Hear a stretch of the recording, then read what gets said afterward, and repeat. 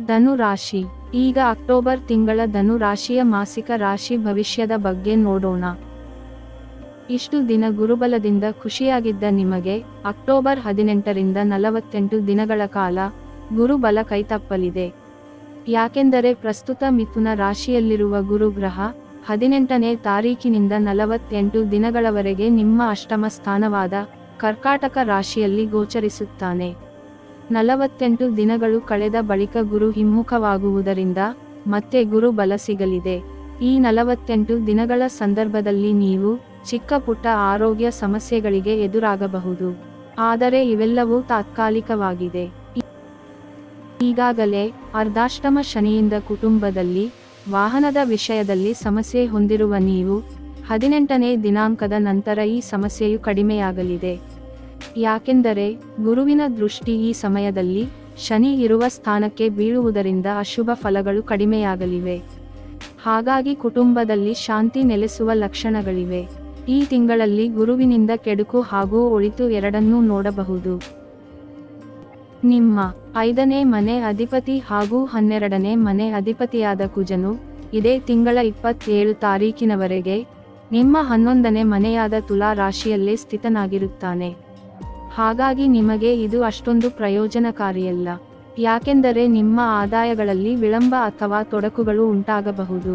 ವಾಹನದ ವಿಚಾರಗಳಲ್ಲಿ ಖರ್ಚಾಗುವ ಲಕ್ಷಣಗಳಿವೆ. 27ನೇ ದಿನಾಂಕದ ನಂತರ ಕುಜನು ನಿಮ್ಮ 12ನೇ ಮನೆ ಪ್ರವೇಶ ಮಾಡಿದ ನಂತರ ಪರಿಸ್ಥಿತಿಗಳು ಸುಧಾರಿಸುತ್ತವೆ. ಅಲ್ಲದೆ ನೀವು ಉದ್ಯೋಗದ ವಿಚಾರಗಳಲ್ಲಿ ಜಾಗ್ರತೆ ವಹಿಸಬೇಕು. ಯಾಕೆಂದರೆ ದಿನಾಂಕ 17 ರಂದು ನವಮಾಧಿಪತಿಯಾದ ರವಿಯು ನಿಮ್ಮ ಲಾಭ ಸ್ಥಾನವನ್ನು ಪ್ರವೇಶ ಮಾಡುತ್ತಾನೆ. ಈ ಸ್ಥಾನವು ರವಿಗೆ ದುರ್ಬಲವಾಗಿರುವುದರಿಂದ ನೀವು ಉದ್ಯೋಗ ಅಥವಾ ವ್ಯಾಪಾರದಲ್ಲಿ ಸ್ವಲ್ಪ ನಷ್ಟ ಹೊಂದುವ ಲಕ್ಷಣಗಳಿವೆ. ಹಾಗೂ ನೀವು ಆರೋಗ್ಯ ವಿಚಾರಗಳಲ್ಲಿ ಜಾಗೃತೆಯಿಂದ ಇರುವುದು ಉತ್ತಮ. ಬಂದ ಅವಕಾಶಗಳು ಕೈ ಚೆಲ್ಲುವ ಅವಕಾಶಗಳಿವೆ. ಕಾನೂನು ವ್ಯವಸ್ಥೆಗಳಿಂದ ತೊಂದರೆ ಉಂಟಾಗಬಹುದು. ಅಲ್ಲದೆ ಈ ಸಂದರ್ಭದಲ್ಲಿ ತಂದೆಯ ವಿಚಾರವಾಗಿ ನಿಮ್ಮ ನಡುವೆ ಭಿನ್ನಾಭಿಪ್ರಾಯಗಳು ಬರುವ ಲಕ್ಷಣಗಳಿವೆ. ಆದರೆ ನಿಮಗೆ ಇದು ವೃಶ್ಚಿಕ ಸಂಕ್ರಮಣದ ನಂತರ ಅಥವಾ ಗುರುಬಲ ಬಂದ ನಂತರ ಈ ಸಮಸ್ಯೆಗಳೆಲ್ಲವೂ ಕಡಿಮೆಯಾಗಿ ನೆಮ್ಮದಿಯ ವಾತಾವರಣ ಲಭಿಸಲಿದೆ.